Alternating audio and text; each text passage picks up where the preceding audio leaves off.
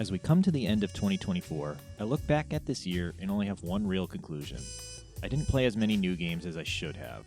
A lot of that has to do with me not truly being in games media anymore, but some of it is that most of the big games this year were incredibly long. While I'm not really a fan of RPGs, Like a Dragon Infinite Wealth consumed almost an entire month for me, and with how my schedule is, it just ate into any other free time I might have. I also spent a considerable amount of time playing Stalker 2, Call of Duty Black Ops 6, and Frostpunk 2. Those 4 games combined ate up roughly 2 months. I suppose that's what I get for being so sucked into specific games, not to mention all of the other work I've accomplished this year. I never thought I would ever hear myself on an audio commentary for a Blu-ray release, but somehow I wound up doing 7 of them in 2024. I even had a few from last year that finally saw the light of day this year, thrusting my profile into film criticism. That aside, there were some games I didn't get around to that will noticeably be absent on this list. The one big game is Astrobot, a game that seems absolutely perfect for me, but that is a PlayStation exclusive.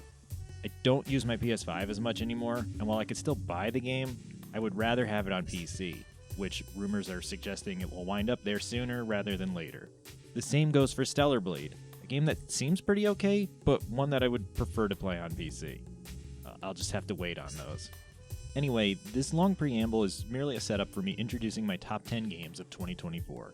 In years past, I would post a list on social media of games with quick blurbs and a shout out to the developers. This year, I have a chance to make a video and possibly spend a little more time explaining why I enjoyed certain titles. Since my tastes are pretty eclectic anyway, this list won't be what you'd expect. Though The Legend of Zelda Echoes of Wisdom does show up. Pretty much any Zelda game would be on my list. Without further ado, let's kick things off with a couple of honorable mentions. These games didn't quite make my list for Game of the Year, but were notable enough for me to shout out.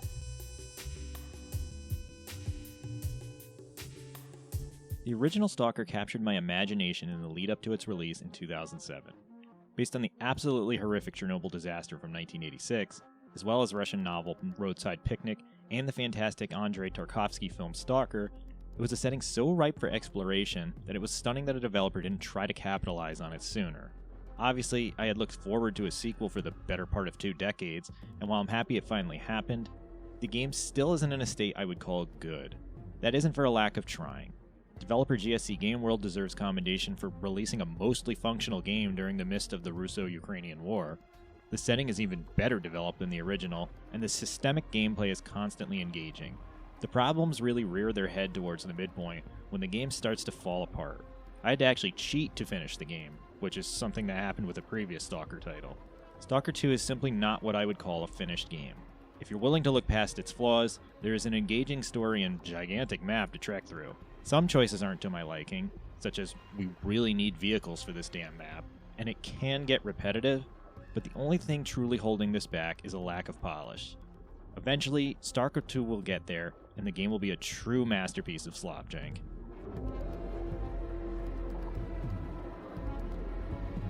I did a review of Kugami for the channel, so this segment will be brief. I truly love the setting of the game, and I like that Capcom was able to meld tower defense with a more action-heavy approach to player involvement. The character designs and mocap performances are also great. The game just suffers from being too samey in the back half, which meant I started to lose some interest. Even so, I would love to see what could be done with a sequel, or even a multiplayer-enabled version. This entry is another game I did a review for on the channel, and what stopped Boltguns DLC from cracking my top 10 is that other games I played this year just hit me harder. Forges of Corruption fixed some of the issues from the main Boltgun campaign for me, but it also still has obscenely large levels that don't quite feel like boober shooter labyrinths. Even so, the flow is better here, and the additional weapons add some new flair that I found enjoyable. Definitely recommend it if you enjoyed the main game.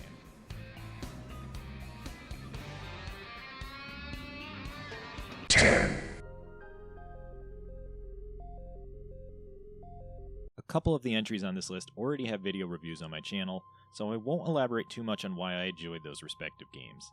Portal Revolution I played earlier in the year after having it on my wishlist for some time. I had played other Portal mods, notably Portal Stories Mel, and found them all to be entertaining. Revolution almost feels like an official expansion pack or sequel to Portal 2, and is easily worth your time if you enjoy Valve's puzzle-focused FPS. It's better than waiting for the, well, almost certainly never happening, official sequel.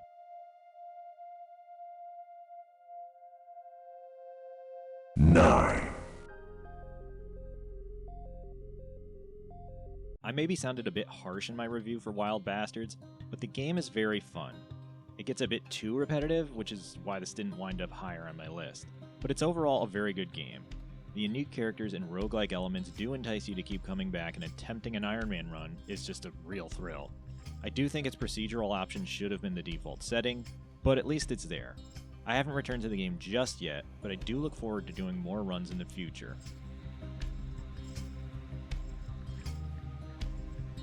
8. I've floated around the idea of doing a video review for Legend of Zelda Echoes of Wisdom, but I didn't want to present 30 FPS footage. I don't have an external capture card, so I've kept my Switch videos limited to titles that run at the lower frame rate. Anyway, Echoes of Wisdom was a shoo-in for me, as Zelda is my favorite series. When this was announced, I loved that Nintendo was returning to the old-school top-down style, but was worried that the tremendous amount of freedom would make this feel more like Breath of the Wild versus a classic Zelda. Echoes of Wisdom does have shades of Nintendo's more open-ended approach to its legendary franchise, but retains enough of the linearity from the original games to feel different. The Echoes mechanic is great fun for a bit, but where the game falters is that it becomes far too easy far too quickly. Since you have no real limits, you can get ultra-powerful echoes fast, and then bend the game to your will, for the most part. At least the dungeons offer some traditional puzzles, but then the rewards for solving things are often quite disappointing. I don't need another friggin' pile of grapes, for instance. Those complaints aside, Echoes of Wisdom is cute, has some solid game feel, and is novel for being the only Zelda game where you play as Zelda. Hopefully, Nintendo iterates on this idea in the future after the next Breath of the Wild-esque game releases. 7. As I stated in my video review, I was skeptical of Metal Slug Tactics considering how long it was in development. I had feared it would wind up a total dud.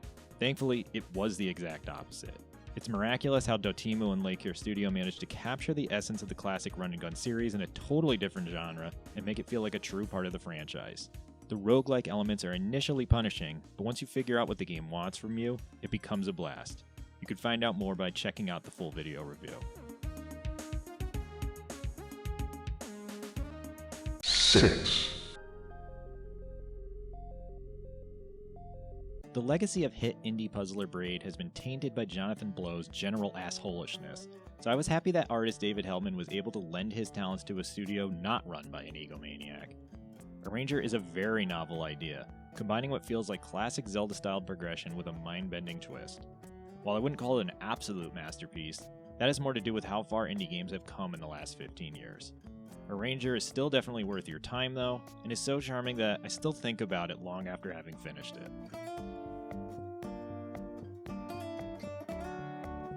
5. If you know anything about me from this channel, it should be no surprise that some brand new classic Doom levels would wind up on my Game of the Year list. Legacy of Rust was a joint collaboration between id Games, Night Dive Studios, and Machine Games, and it stands as some of the absolute best classic Doom around. The new weapons are maybe a little iffy, but the new monsters, some of which are resurrected from beta designs, and expansive maps make for an incredible FPS map set.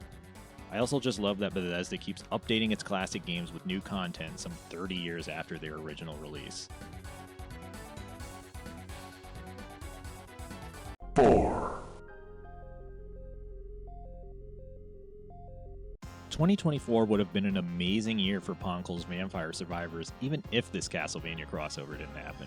The fact that we got 2 massive expansions is further testament to how incredible this game is. Ode to Castlevania, however, ups the ante so much that I don't even know where to really begin explaining why I loved it. This is practically a separate game unto itself with how many unlockables there are. The size of the map is also truly massive, paying homage to multiple generations of Castlevania while still managing to feel cohesive. I think what did it for me with Ode to Castlevania is that all of the characters felt truly distinct. One of the issues Vampire Survivors eventually developed was that its roster started to feel redundant. Once you unlock Queen Sigma in the main game, it's basically a wrap on the challenge curve.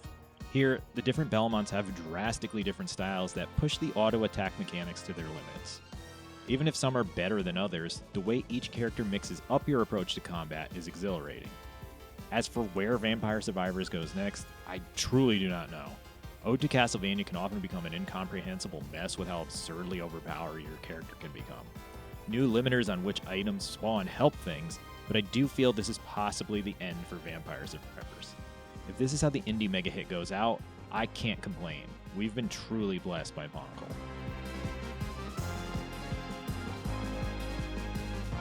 Three.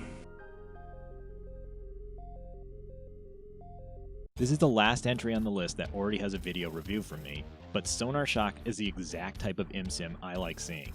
It's brutal to get into, somewhat clunky, and often obtuse, but ultimately incredibly rewarding to master. The different endings and variety of approaches keep each playthrough feeling fresh, and the art style is generally well executed and consistent. I know in the future I'll return to this game and get sucked in all over again. It really is that good, and I'm surprised more people haven't been talking about it.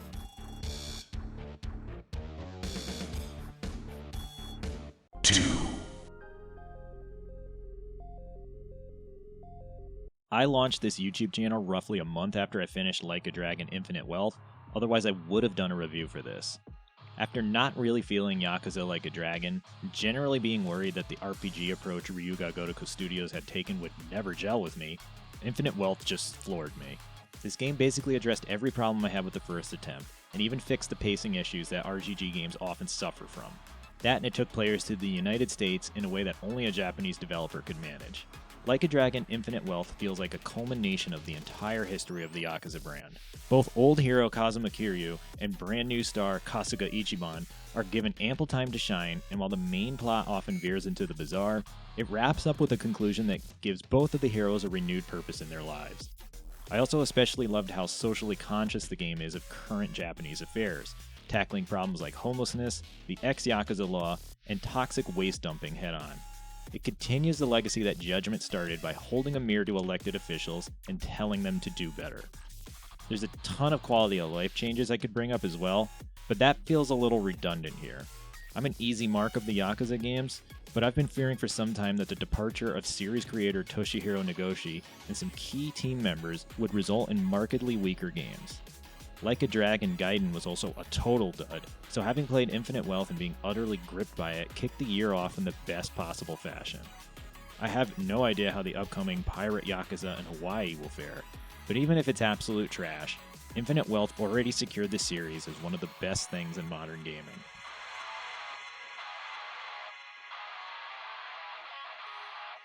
One. This might be a contentious pick for many, but Frostpunk 2 wound up being my favorite game from 2024. Having not played the first beforehand, I had no preconceptions about what to expect, and I was utterly blown away by what developer 11-Bit Studios achieved. That it was able to merge the city builder / god game genre with a survival title so effectively is a testament to how outside of the box this series is. Taking things one step further from the original, Frostpunk 2 goes for a more micro scale with its faction system that requires constant intervention from the player to prevent the game from self-destructing. The story is more of a glorified tutorial for Endless Mode, but even so it has the player deal with attempting to save civilization during a nuclear apocalypse. The different technologies that you are forced to research are all tough decisions, as so many of them feel very inhumane. A game like Frostpunk 2 truly makes you grateful that we live in a world where humans aren't forced to choose between living for a few days longer or dying with a smile on their faces. It's that rare strategy title where being the ultimate ruler makes you understand just how difficult it is to look someone in the face and tell them they'll need to prepare for their family's funerals. Many players weren't too fond of Frostpunk 2 at launch, as it's so radically different from the first game. I had gone back and played the original and could see where that contention comes from. If you want a more traditional city builder, the first Frostpunk is that. Frostpunk 2 is much more of a survival game, and I kinda love that. It gives each title a distinct format, and means playing both games at different times can offer unique challenges. I had become so engrossed with Frostpunk 2 that I was even drafting an idea for an op-ed about how it mimics the harsh cruelty of the current gaming industry. While I obviously do not feel sorry for CEOs or studio heads who lay off staff while reaping the benefits, Frostpunk 2 makes its players feel that harsh reality head-on. Sadly, developer 11-Bit Studios capped off 2024 not by celebrating its technical achievements, but by canceling its one console game and laying off staff. That ultimately sucks and is a bad move, but the impact Frostpunk 2 had on me is something I won't forget for a long time. To wrap this whole video up, I would like to thank everyone that has helped me get to where I am over the years. While I used to have a more prominent role at some gaming outlets, the fact that anyone still associates with me means a lot. I'd also like to thank the viewers and subscribers for this channel for believing that I am a voice worth listening to. I cannot forget to specifically shout out my good friends Jim, Dan, and Frankie. They've been a tremendous help for me in not only how I approach things, but just for life in general. 2025 seems like another year where we'll be hearing about a ton of bad things happening in the industry, so I'll do my best to sift through the garbage and deliver what I feel is the best stuff for you all. At the very least, I'll make it a more regular thing to focus on video essays and op-eds over strictly doing reviews. I love reviewing games, but my opinion is merely that, my opinion. Ultimately, you may love something I hate, and that's great. The world is better because of differences like that. So here's to another year of this channel, which will likely change its name sooner rather than later. Maybe Power Up Peter? Or not.